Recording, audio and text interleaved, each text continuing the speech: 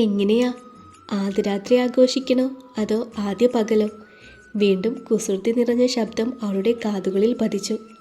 മാധവേട്ടൻ്റെ ഇഷ്ടം. തീർത്ഥയുടെ ശബ്ദം നേർത്തു. രാത്രി മതി, അതാ കുറച്ചും കൂടി ഭംഗി. തൻ്റെ വയറിൽ ചുറ്റിപ്പിടിച്ചിരിക്കുന്ന അവളുടെ വിരലിൽ തഴുകിക്കൊണ്ട് അവൻ പറഞ്ഞു. പതിഞ്ഞ ചൂടോടെ പകൽ കടന്നുപോയി. അതിനിടയിൽ മേലെടുത്ത് നിന്നും പാർവതിയും ജാനകിയും കാര്യങ്ങൾ അറിയാൻ വിളിച്ചിരുന്നു. വളരെ സ്നേഹത്തോടെയാണ് ഇരുവരും തീർത്ഥയോട് സംസാരിച്ചത്. അമ്മയുടെ സ്വഭാവത്തിലെ മാറ്റം മാധവനെ സന്തോഷിപ്പിച്ചെങ്കിലും അതിലെന്തോ കള്ളത്തരമുള്ളതുപോലെ തീർത്ഥയ്ക്ക് തോന്നി. അവർക്ക് ഗുണമില്ലാത്ത ഒരു കാര്യത്തിനു വേണ്ടിയും അവർ ഇത്രത്തോളം സ്നേഹം അഭിനയിക്കില്ലെന്ന് ഇത്രയും ദിവസങ്ങൾക്കുള്ളിൽ അവൾക്ക് മനസ്സിലായിരുന്നു. എങ്കിലും അവൾ അതൊന്നും അവനോട് പറഞ്ഞില്ല. സന്തോഷത്തോടെ അവരുടെ നിമിഷങ്ങൾ നീങ്ങി. വൈകുന്നേരം മാധവും തീർത്ഥയും ഒന്ന് നടക്കാൻ പോയി. പെട്ടെന്നാണ് മാനം കറുത്തതും മഴ പെയ്തതും. ഇരുവരും ഓടി കോട്ടേജിൻ്റെ ഉള്ളിലെത്തിയപ്പോഴേക്കും പൂർണ്ണമായും നനഞ്ഞിരുന്നു. നല്ല മഴയല്ലേ? നനഞ്ഞ ശരീരത്തോടെ ജനലിലൂടെ പുറത്തേക്ക് നോക്കിക്കൊണ്ട് മാധവ് പറഞ്ഞപ്പോൾ ടർക്കിക്കൊണ്ട് തല തോർത്തുകയായിരുന്നു തീർത്ഥ. നമുക്ക് ഒരുമിച്ച് കുളിച്ചാലോ? പെട്ടെന്നുള്ള മാധവൻ്റെ ചോദ്യം കേട്ട് അവൾ അന്താളിപ്പോടെ നോക്കി. പിന്നെ അത് നാണമായി മാറി. വാ. അവളുടെ കൈയും പിടിച്ചുകൊണ്ട് അവൻ ബാത്റൂം വാതിൽ തുറന്ന് അകത്തേക്ക് കയറി. എന്തൊക്കെ സംഭവിക്കുമെന്നുള്ള ആശങ്കയോടെയും അതിലേറെ ആകാംക്ഷയോടെയും അവളും പിറകെ കയറി. മാധവ് മനഃപൂർവ്വം ലൈറ്റ് ഇട്ടില്ല. മാധവ് അവളുടെ കയ്യിൽ നിന്നും പിടിവിട്ടുകൊണ്ട് ചൂടുവെള്ളത്തിൻ്റെ ഷവർ ഓൺ ചെയ്തുകൊണ്ട് ഇരു കൈകളും മാറിൽ പിണച്ചുകൊണ്ട് നാണത്താൽ തല താഴ്ത്തി നിൽക്കുന്നവളെ നോക്കി. അര കവിഞ്ഞു നിൽക്കുന്ന നല്ല ഉള്ളുള്ള മുടി പരത്തി മെടഞ്ഞ് തുമ്പ് കെട്ടിയിട്ട് കഴുത്തിൽ താലിമാലയും കാതിൽ സ്വർണത്തിൽ ചുവന്ന കല്ല് വെച്ച് ചിമുക്കിയും കൈകൾ ഒഴിഞ്ഞു കിടക്കുന്നു. മഞ്ഞ കലർന്ന വെളുത്ത നനുത്ത ശരീരം ഒന്നുകൂടി എടുത്തു കാണിക്കുന്ന ചുവന്ന ടോപ്പും വെള്ള പാവാടയും. വെന്റിലേഷനിലൂടെ കടന്നു വരുന്ന നേർത്ത പ്രകാശത്തിൽ ആ വേഷത്തിൽ നിൽക്കുന്ന അവളുടെ മനോഹര രൂപം കണ്ടിട്ട് മാധവൻ്റെ സിരകളിൽ ചൂട് പിടിച്ചു. ഇങ്ങോട്ട് നോക്കിയേ. മാധവ് അവളുടെ താടിത്തുമ്പിൽ പിടിച്ച് മുഖമുയർത്തി. നാണത്താൽ പിടയ്ക്കുന്ന മിഴികൾ ഉയർത്തി അവൾ അവനെ നോക്കി. ഇതുവരെ അനുഭവിക്കാത്ത അനുഭൂതി അറിയാനായി അവളുടെ ഓരോ അണുവും തുടിച്ചുണർന്നു. ഇന്നു മുതൽ നമ്മൾ മനസ്സുകൊണ്ടും ശരീരം കൊണ്ടും ഒന്നാവാൻ പോവാ. അതുകൊണ്ട് തന്നെ ഈ മൊമെൻറ്റ്സ് നമ്മൾ ജീവിതാവസാനം വരെ ഓർത്തിരിക്കാൻ പറ്റുന്ന പോലെ മെമ്മറബിൾ ആയിരിക്കണം. മനസ്സിലായോ? മുഖത്തേക്ക് വീണ് കിടക്കുന്ന അവളുടെ മുടിയിഴകളിൽ തഴുകിക്കൊണ്ട് അവൻ പറഞ്ഞു. അവൾ പതിയെ തലയാട്ടി. എന്തെങ്കിലും ബുദ്ധിമുട്ട് തോന്നുന്നുണ്ടെങ്കിൽ ആ നിമിഷം എന്നോട് പറയണം. വേറൊന്നും വിചാരിക്കേണ്ട. താൻ എപ്പോഴും കംഫർട്ടായിരിക്കണം. എന്നാൽ മാത്രമേ നമുക്ക് രണ്ടുപേർക്കും ഒരേപോലെ ഈ മൊമെൻറ്റ്സ് എൻജോയ് ചെയ്യാൻ കഴിയൂ. അതും പറഞ്ഞുകൊണ്ട് അവൻ അവളുടെ ഇടുപ്പിലൂടെ കൈ ചേർത്ത് ചുറ്റിപ്പിടിച്ച് വലിച്ചടുപ്പിച്ചു. ഇപ്പോൾ അവർ തമ്മിൽ ഒരു ഇഞ്ച് പോലും അകലമില്ല. മാധവിൻ്റെ ചുടുനിശ്വാസങ്ങൾ അവളുടെ കവിളിൽ തട്ടി. ഇളം ചൂടുവെള്ളം അവർക്കിടയിലൂടെ താഴേക്ക് ഒഴുകിയിറങ്ങി. തീർത്ത മാധവിൻ്റെ നെഞ്ചോട് ചേർന്ന് നിന്നു. ആ നെഞ്ചിൻ്റെ ചൂട് പറ്റി ലോകാവസാനം വരെ ഇങ്ങനെ ഇരിക്കണം. ആ നിമിഷങ്ങളിലെ അവളുടെ ഏറ്റവും വലിയ ആഗ്രഹം അതായിരുന്നു. മാധവുമെല്ലെ അവളുടെ തുടുത്ത കവിളിൽ അമർത്തി ചുംബിച്ചു. നനവുള്ള ആ കവിളുകൾ കൂടുതൽ ചുവന്നു. പതിയെ അവൻ്റെ ചുണ്ടുകൾ അവളുടെ നിർമ്മലമായ അധരങ്ങളെ തേടിച്ചെന്നു. ചുംബനങ്ങൾ വന്യമായി. തീർത്ത പെരുവിരലിൽ ഉയർന്നു. അവൻ്റെ ചുണ്ടുകൾ വീണ്ടും താഴേക്ക് ഒഴുകിയിറങ്ങി. കഴുത്തിൽ ചുംബിച്ചുകൊണ്ട് അവൻ അവളുടെ മാറുകളെ തേടിച്ചെന്നു. ഇളം ചൂടുവെള്ളത്തിനൊപ്പം അവൻ്റെ ഉമിനീർ ചൂടുകൂടി മാറിനെ പൊതിഞ്ഞപ്പോൾ തീർത്ഥയുടെ ശ്വാസം വിലങ്ങി. അവൾ ഒന്നുകൂടെ അവനെ ചേർത്ത് പിടിച്ചു. മാധവുമെല്ലെ അവളുടെ വസ്ത്രങ്ങൾ ഊരിമാറ്റി. അപ്പോഴെല്ലാം മിഴികൾ കുമ്പി നിൽക്കുകയാണ് അവൾ. തീർത്ഥയുടെ താമര ഇതൾ പോലെ മൃദുലമായ മേനി മാധവിന് മുന്നിൽ അനാവൃതമായി. അവൻ കൈ ഉയർത്തി അവളുടെ തലമുടി അഴിച്ചു. മേനിയിലൂടെ ഒഴുകിയിറങ്ങുന്ന വെള്ളത്തിനൊപ്പം മുടിയിഴകളും താഴേക്കൊഴുകി. നെറ്റിയിൽ ചുവന്ന ഒരു പൊട്ടുണ്ട്. സീമന്തരേഖയിലെ സിന്ദൂരം വെള്ളത്തിനൊപ്പം ഒഴുകി അവളുടെ മുഖത്ത് ചുവപ്പ് പരത്തുന്നു. വിടർന്ന വലിയ അഞ്ജനമിഴികൾ പാതി അടഞ്ഞിരിക്കുന്നു. കൺമഷി ചുറ്റും പരന്നിട്ടുണ്ട്. നീണ്ട മൂക്കിൻ്റെ അറ്റത്ത് വെള്ളത്തുള്ളികൾ പറ്റി നിൽക്കുന്നുണ്ട്. ജിമുക്കിയുടെ തുമ്പത്തും വെള്ളത്തുള്ളികൾ വജ്രം പോലെ തിളങ്ങുന്നു. അടക്കാനാവാത്ത ആഗ്രഹത്താൽ രക്തം ഇരച്ചു കയറി. അരുണാഭമായ പൂവിതളു പോലെയുള്ള മാംസളമായ തുടുത്ത ചുണ്ടുകൾ. നീണ്ടു മെലിഞ്ഞ കഴുത്തിൽ മാറിന് മീതെ എത്തി നിൽക്കുന്ന താലിമാല. സ്വർണ്ണഗോളം പോലെ മാറിടം ശ്വാസഗതിക്കനുസരിച്ച് താളത്തിൽ ചലിക്കുന്നുണ്ട്. മെലിഞ്ഞ ആലില വയറിൽ വെള്ളത്തുള്ളികൾ പറ്റിപ്പിടിച്ചിരിക്കുന്നു. ആ സ്ത്രീ സൗന്ദര്യത്തിന് മുൻപിൽ തൻ്റെ മനസ്സിൻ്റെ കടിഞ്ഞാൻ വിട്ടുപോകുന്നത് പോലെ മാധവന് തോന്നി. ഷവറിൻ്റെ ചുവട്ടിൽ നിന്ന് നനയുന്ന തീർത്ത വാടിയ താമര പോലെ അവൻ്റെ നെഞ്ചോരം ചേർന്ന് നിന്നു. മാധവ് അവളെ തിരിച്ച് നിർത്തി പിന്നിൽ നിന്നും ചേർത്ത് പിടിച്ച് കഴുത്തിൽ ചുംബിച്ചു. പിൻകഴുത്തിൽ ചുണ്ടുവെച്ച് ഉരച്ചു. തീർത്ഥയിൽ നിന്നും ഞെരുക്കങ്ങൾ ഉയർന്നു. തീർത്ത, കണ്ണു തുറക്ക്. ഇതൊക്കെ കണ്ണ് തുറന്ന് ആസ്വദിക്കാനുള്ളവയാണ്. മാധവ് അവളുടെ മുടിയിഴകളിലൂടെ കൈകോർത്തുകൊണ്ട് മുഖം 2 കൈയിലുമെടുത്ത് നെറ്റിയിൽ ചുംബിച്ചു. പിന്നെ കവളിൽ. അത് കഴിഞ്ഞ് ഒരു നിമിഷം തല മാറ്റി നോക്കിയപ്പോൾ മൂക്കിൻ തുമ്പത്തുകൂടെ വെള്ളം ഇറ്റു വീഴുന്നത് കണ്ട് മൂക്കിൻ്റെ തുമ്പത്ത് കടിച്ചു.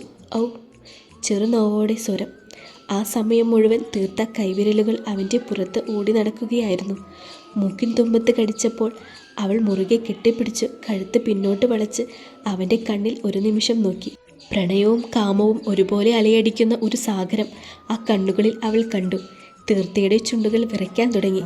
ചൂടുവെള്ളമായാൽ പോലും അവൾക്ക് തണുത്തു തുടങ്ങിയെന്ന് അവന് മനസ്സിലായി.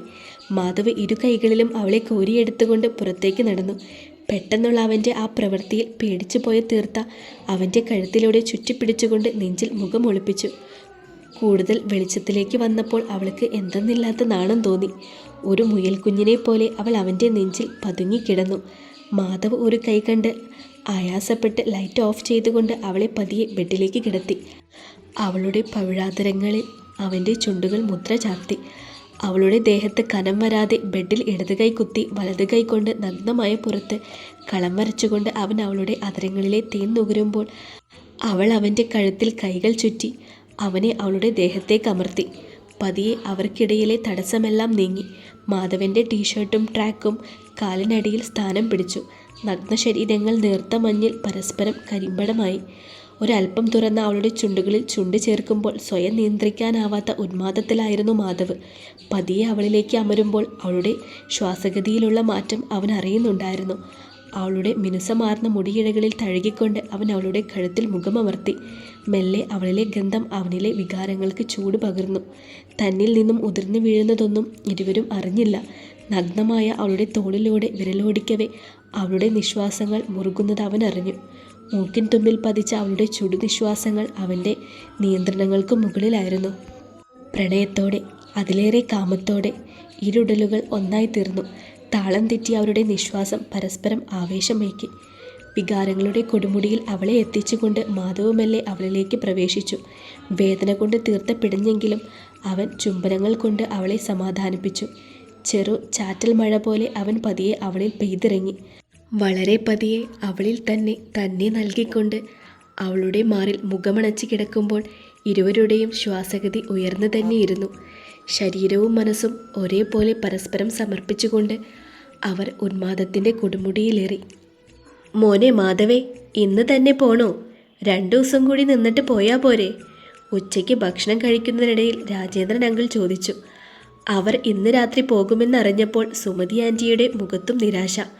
അന്നത്തെ ആ സംഭവത്തിന് ശേഷം ദേവൻ അവരുടെ കൺമുൻപിൽ പോലും വരാറില്ലായിരുന്നു.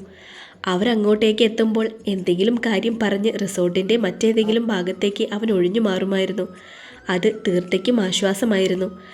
ആഗ്രഹമില്ലാഞ്ഞിട്ടല്ല അങ്കിൾ, ഒരുപാട് ദിവസം ഞാൻ മാറി നിന്നാൽ ബാങ്കിലെ കാര്യങ്ങളൊക്കെ പെൻഡിങ് ആവും, മാധവ് പറഞ്ഞു. അതൊക്കെ ശരിയാണ്. എന്നാലും ഈ ഹണിമൂൺ എന്നൊക്കെ പറയുന്നത് ജീവിതത്തിൽ ഒരിക്കൽ മാത്രം കിട്ടുന്ന സന്തോഷമല്ലേടാ. അതിൻ്റെ ഇടയ്ക്ക് ഈ തിരക്കെന്ന് പറഞ്ഞ് നടന്ന പിന്നെ ഈ അവസരമൊന്നും തിരിച്ചു കിട്ടില്ല കേട്ടോ, അല്ലേ മോളെ? സുമതി ആൻറ്റി തീർത്തയെ നോക്കിയപ്പോൾ നനഞ്ഞ ചിരി മാത്രമായിരുന്നു അവളുടെ മറുപടി. കണ്ടോ, മോൾക്ക് ആഗ്രഹമുണ്ട്. നിന്നോട് പറയാനുള്ള മടി കൊണ്ടാ. നിങ്ങൾ മറ്റന്നാൾ വൈകുന്നേരം പോയാൽ മതി, അല്ലേ മോളെ? ഇവിടെ ഇനിയും എത്ര സ്ഥലങ്ങൾ കാണാനുണ്ടെന്നറിയാമോ? ആൻറ്റി പറഞ്ഞു. എന്നാൽ തീർത്ത വീണ്ടും പുഞ്ചിരിച്ചതല്ലാതെ ഒന്നും പറഞ്ഞില്ല. ആ പുഞ്ചിരിയിലുണ്ടായിരുന്നു അവളുടെ ആഗ്രഹങ്ങൾ. മാധവനൊപ്പമുള്ള നിമിഷങ്ങൾ അവൾക്ക് വല്ലാതെ ആഗ്രഹിച്ചിരുന്നു. തിരികെ മേലേടത്തെത്തിയാൽ മാധവേട്ടനൊപ്പം ഒന്നിരിക്കാൻ പോലും ആ അമ്മ സമ്മതിക്കില്ല. ഇപ്പോഴാണ് തങ്ങൾ ജീവിച്ചു തുടങ്ങിയത് എന്നുള്ള തോന്നലിലായിരുന്നു അവൾക്ക്. ഇനിയും വരാലോ ആൻറ്റി, ഞങ്ങൾ എന്തായാലും ഇന്ന് വൈകിട്ട് പോകും. ഇല്ലേ, ശരിയാവില്ല. മാധവ് കഴിച്ചെഴുന്നേറ്റു. 2 ദിവസം കൂടി ഇവിടെ നിൽക്കണമെന്ന് അവനും ആഗ്രഹമുണ്ടായിരുന്നു. തീർത്തയും അത് ആഗ്രഹിക്കുന്നുണ്ടെന്ന് അവനറിയാം. പക്ഷേ ഇപ്പോൾ തന്നെ ബാങ്കിൽ നിന്നും 3 തവണ കോൾ വന്നു കഴിഞ്ഞു. ഭക്ഷണം കഴിഞ്ഞ് തിരികെ കോട്ടേജിലേക്ക് നടക്കുമ്പോൾ പതിവില്ലാതെ തീർത്ത മൗനമായിരുന്നു. തിരികെ മേലേടത്തേക്ക് പോകുന്ന കാര്യം ഓർക്കുമ്പോൾ തന്നെ അവൾ വല്ലാതെ നിരാശയായി. എന്തു പറ്റി? പരിഭവത്താൽ വീർത്തിരിക്കുന്ന അവളുടെ മുഖത്തേക്ക് നോക്കിക്കൊണ്ട് മാധവ് ചോദിച്ചു. ഒന്നുമില്ല, തീർത്ത ചുമൽ കൂച്ചി. അത് വെറുതെ. താൻ കാര്യം പറ. മാധവ് അവളുടെ കയ്യിൽ പിടിച്ചുകൊണ്ട് ബെഡിലേക്കിരുത്തി. വീട്ടിൽ പോയാലും എന്നെ ഇതേപോലെ സ്നേഹിക്കോ? പതിഞ്ഞ ശബ്ദത്തിൽ നിസ്സഹായതയുടെ കനം പേറി അവൾ ചോദിച്ചു. അതെന്താടോ അങ്ങനെയൊരു ചോദ്യം? തന്നെ സ്നേഹിക്കാതെ ഞാൻ വേറെ ആരെ സ്നേഹിക്കാനാ? മാധവ് കണ്ണു മിഴിച്ചു. മാധവേട്ടൻ്റെ അമ്മയ്ക്ക് എന്നെ ഇഷ്ടമല്ല. നമുക്ക് കുഞ്ഞുണ്ടായിക്കഴിഞ്ഞാൽ മാധവേട്ടൻ്റെ ദോഷം തീർന്നാൽ എന്നെ മേലേടത്ത് നിന്നും ഇറക്കി വിടുമെന്നാണ് പറഞ്ഞത്. തീർത്ത പറഞ്ഞത് കേട്ട് അവനൊന്ന് ഞെട്ടി. തീർത്തയോടുള്ള അമ്മയുടെ പെരുമാറ്റം കുറച്ച് മോശമാണെന്നറിയാം. എന്നാലും ഇങ്ങനെയൊരു ചിന്ത അമ്മയുടെ മനസ്സിലുണ്ടാകുമെന്ന് സ്വപ്നത്തിൽ പോലും കരുതിയില്ല. തൻ്റെ കല്യാണം നടക്കാൻ വേണ്ടി ഏറ്റവും കൂടുതൽ ആഗ്രഹിച്ചത് അമ്മയല്ലേ? എന്നിട്ടെന്താ അമ്മ ഇങ്ങനെയൊക്കെ പെരുമാറുന്നത്? അതൊക്കെ അമ്മ വെറുതെ പറയുന്നതാണ്. താൻ അതൊന്നും കാര്യമാക്കണ്ട. തൻ്റെ കൂടെ എന്നും എപ്പോഴും ഞാനുണ്ടാകും. അതും പറഞ്ഞുകൊണ്ട് മാധവ് അവളെ ചേർത്ത് പിടിച്ചു. സന്തോഷം കൊണ്ട് തീർത്തയുടെ മിഴികൾ നിറഞ്ഞു.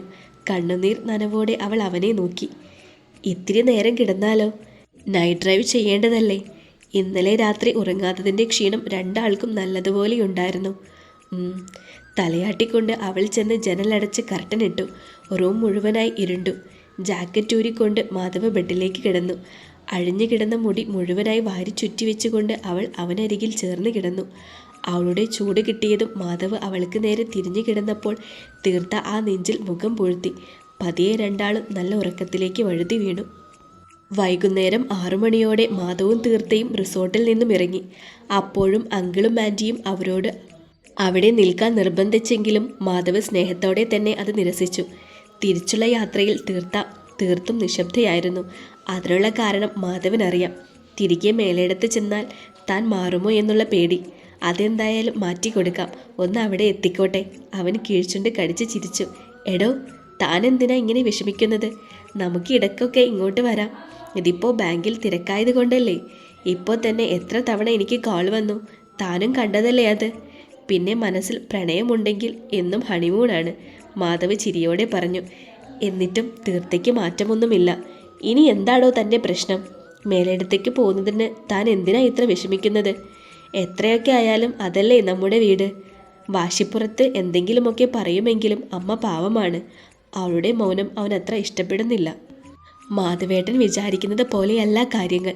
മാധവേട്ടൻ്റെ അമ്മയ്ക്ക് എന്നെ ഒട്ടും ഇഷ്ടമല്ല. അല്ലെങ്കിലും അമ്മയെ തെറ്റ് പറയാൻ പറ്റുമോ? മേലേടത്തെ മരുമകളാവാൻ, മാധവേട്ടൻ്റെ ഭാര്യയാകാൻ എനിക്ക് എന്ത് യോഗ്യതയാണുള്ളത്? മാധവേട്ടന് ജാതകദോഷമില്ലെങ്കിൽ മാധവേട്ടനോ വീട്ടുകാരോ ഈ ബന്ധത്തിന് സമ്മതിക്കുമായിരുന്നു. ആർദ്ര മരുമകളായി വരണമെന്നാണ് അമ്മയുടെ ആഗ്രഹം. എല്ലാവരുടെയും കണ്ണിൽ പൈസയ്ക്ക് വേണ്ടി കല്യാണം കഴിച്ച പെണ്ണല്ലേ ഞാൻ. തീർത്തയുടെ ശബ്ദമിടറി. തീർത്ത, താൻ ഒരുപാട് ഓവർ തിങ്ക് ചെയ്യുന്നുണ്ട്. അതത്ര നല്ലതല്ല. പിന്നെ വേറൊരു കാര്യം, അമ്മയുടെ മനസ്സിൽ പല ആഗ്രഹങ്ങളും ഉണ്ടാകും. പക്ഷേ അതൊന്നും സാധിച്ചു കൊടുക്കാൻ എന്നെക്കൊണ്ടാവില്ല. എനിക്ക് ഈ ജന്മം ഒരു കല്യാണമേ ഉള്ളൂ. ഒരു പെണ്ണേ എൻ്റെ ജീവിതത്തിലുള്ളൂ. അത് താനാണ്, ഈ ഇരിക്കുന്ന തീർത്ത. അതും പറഞ്ഞുകൊണ്ട് അവൻ അവളെ നോക്കി കണ്ണ് ചിമ്മി. നിറകണ്ണുകളോടെ തീർത്ത പുഞ്ചിരിച്ചു. കണ്ണുനീർ നനവുള്ള നിർമ്മലമായ പുഞ്ചിരി. പിന്നെ അങ്ങോട്ട് അവൾ വാ തോരാതെ സംസാരിച്ചു കൊണ്ടേയിരുന്നു. കൂടുതലും അവളുടെ ഇരുണ്ട ബാല്യത്തെക്കുറിച്ചായിരുന്നു. വിഷമമുണ്ടാക്കുന്ന കാര്യങ്ങളാണ് അവയെങ്കിലും തന്നെക്കുറിച്ച് മാധവേട്ടൻ എല്ലാം അറിയണമെന്ന് അവൾക്ക് നിർബന്ധമായിരുന്നു. ഇടയ്ക്ക് അവളുടെ കണ്ണുകൾ നിറയും, ചിലപ്പോൾ ശബ്ദമിടറും. അപ്പോഴെല്ലാം നനുത്ത വിരൽ സ്പർശമായി അവൻ അവളിൽ ആശ്വാസമാകും. തീർത്തയുടെ ആഗ്രഹപ്രകാരം ഇരുവരും വഴിയരികിലെ തട്ടുകടയിൽ നിന്നും ഭക്ഷണം കഴിച്ചു. അവിടെ നിന്നും തിരികെ കാറിലേക്ക് കയറുമ്പോൾ തീർത്തയുടെ വയറും മനസ്സും ഒരേപോലെ നിറഞ്ഞിരുന്നു. റോഡിൽ വലിയ തിരക്കൊന്നുമില്ലെങ്കിലും സംസാരിച്ചും ഇടയ്ക്ക് പരസ്പരം ചുംബിച്ചും കുസൃതി കാണിച്ചും വളരെ പതിയെയാണ് മാധവ് ഡ്രൈവ് ചെയ്തത്. അതുകൊണ്ട് തന്നെ വെളുപ്പായപ്പോഴാണ് അവർ മേലേടത്തേക്ക് എത്തിയത്. മേലേടത്തെ ഗേറ്റ് കടന്നതും എത്രയൊക്കെ മനസ്സിൽ അടക്കി വയ്ക്കാൻ ശ്രമിച്ചെങ്കിലും തീർത്തയുടെ ഉള്ളിൽ നിന്നും ഒരു വെപ്രാളമുയർന്നു. കുറച്ച് നിമിഷങ്ങൾക്ക് മുൻപ് വരെ ആസ്വദിച്ച നിമിഷങ്ങൾ അന്യമാവുകയാണോ എന്നൊരു ആദി. ഇറങ്ങുന്നില്ലേ? ഡോർ തുറന്ന് പിടിച്ചുകൊണ്ടുള്ള മാധവിൻ്റെ ചോദ്യം കേട്ട് ഞെട്ടലോടെ അവൾ അവനെ നോക്കി. പിന്നെ മുഖം താഴ്ത്തി പുറത്തേക്കിറങ്ങി. ഡോർ ബെല്ലടിച്ചപ്പോൾ ജാനകിയാണ് വന്ന് വാതിൽ തുറന്നത്. അവർ കുളി കഴിഞ്ഞ് അടുക്കളയിൽ കയറിയിരുന്നു. എന്താ വൈകിയേ? ചേച്ചി ആദി പിടിച്ചിരിക്കുകയായിരുന്നു. അമ്മയെ ഞാൻ വിളിച്ചതാണല്ലോ. മാധവ് അകത്തേക്ക് കയറി. ചേച്ചിക്ക് പിന്നെ ആദി പിടിക്കാൻ വല്ല കാരണവും വേണോ? ജാനകി ചിരിച്ചു. അപ്പോഴേക്കും അടുക്കളയിൽ നിന്നും കുക്കറിൻ്റെ വിസിൽ കേട്ടു. വിശേഷങ്ങളൊക്കെ പിന്നെ ചോദിക്കാട്ടോ, രണ്ടാളും റെസ്റ്റ് എടുക്ക്. അതും പറഞ്ഞുകൊണ്ട് ജാനകി അടുക്കളയിലേക്ക് നീങ്ങി. താൻ കിടക്കുന്നില്ലേ? ജാനകിക്ക് പിറകെ തീർത്ഥയും അടുക്കളയിലേക്ക് പോകുന്നത് കണ്ട് മാധവ് ചോദിച്ചു. എനിക്ക് ഉറക്കം വരുന്നില്ല, അവൾ പറഞ്ഞു. അത് സാരമില്ല, താൻ വാ. മാധവ് അവളെ നിർബന്ധിച്ച് റൂമിലേക്ക് കൊണ്ടുപോയി. അപ്പോൾ മാറിയിട്ടൊന്നുമില്ല. തീർത്ഥയ്ക്ക് സന്തോഷം തോന്നി. എങ്കിലും വന്നിട്ട് അടുക്കളയിലേക്ക് കയറാതിരുന്നാൽ പാർവതിയുടെ പ്രതികരണം എന്തായിരിക്കുമെന്നോർത്ത് ചെറിയൊരു ആശങ്കയും തോന്നാതിരുന്നില്ല. റൂമിലെത്തിയ പാടെ മാധവ് ബെഡിലേക്ക് കിടന്നു. ഇന്ന് ബാങ്കിൽ പോണോ? ബെഡിനോരമായി ഇരുന്നു കൊണ്ട് അവൾ ചോദിച്ചു. പിന്നെ പോകാതെ. എന്നെ ഒരു 8 മണിയാകുമ്പോൾ വിളിക്കണേ. അലാറം വെച്ചിട്ടുണ്ട്. എന്നാലും എഴുന്നേൽക്കാൻ ചാൻസ് കുറവാണ്. അതും പറഞ്ഞുകൊണ്ട് അവൻ AC-യുടെ ടെമ്പറേച്ചർ അഡ്ജസ്റ്റ് ചെയ്തുകൊണ്ട് പുറം തിരിഞ്ഞു കിടന്നു. താനും കൂടി കിടന്നാൽ രണ്ടാളും ഉറങ്ങിപ്പോകുമെന്ന് തോന്നിയതുകൊണ്ട് തീർത്ത ഫോണിൽ നോക്കി ബെഡ് റെസ്റ്റിൽ ചാരിയിരുന്നു. പതിയെ സമയം ഇഴഞ്ഞു നീങ്ങി. ഇടയ്ക്കെപ്പോഴോ നല്ല ഉറക്കം വന്നപ്പോൾ അവൾ എഴുന്നേറ്റ് പോയി മുഖം കഴുകി തിരികെ വന്നിരുന്നു. സമയം 7 കഴിഞ്ഞു. തീർത്ഥയ്ക്കാണെങ്കിൽ റൂമിലിരുന്നിട്ട് ഇരിപ്പുറയ്ക്കുന്നില്ല. വന്നിട്ട് അടുക്കളയിൽ കയറാത്തതിന് എന്തെങ്കിലും പറയുമോ ആവോ? ആ വക കാര്യങ്ങൾക്കൊക്കെ തന്നെ വഴക്ക് പറഞ്ഞാലും മാധവേട്ടൻ അതിലൊന്നും ഇടപെടുമെന്ന് തോന്നുന്നില്ല.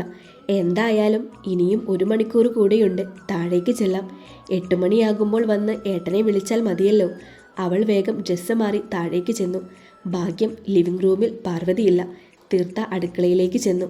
അവിടെ ജാനകി മാത്രമേ ഉള്ളൂ. മാധവേട്ടൻ്റെ അമ്മ എഴുന്നേറ്റില്ലേ? സ്ലാബിൽ ചാരി നിന്നുകൊണ്ട് അവൾ ചോദിച്ചു. ഇന്നലെ നിങ്ങളെ കാത്തിരുന്ന് വൈകിയാണ് കിടന്നത്. അതുകൊണ്ടാകും എഴുന്നേൽക്കാത്തത്. നെറ്റിയിൽ പൊടിഞ്ഞ വിയർപ്പ് തുള്ളി സാരി തലപ്പ് കൊണ്ട് ഒപ്പി ജാനകി പറഞ്ഞു. വൈകിയതിന് പ്രശ്നമുണ്ടാക്കിയോ? തീർത്ത ചോദിച്ചു.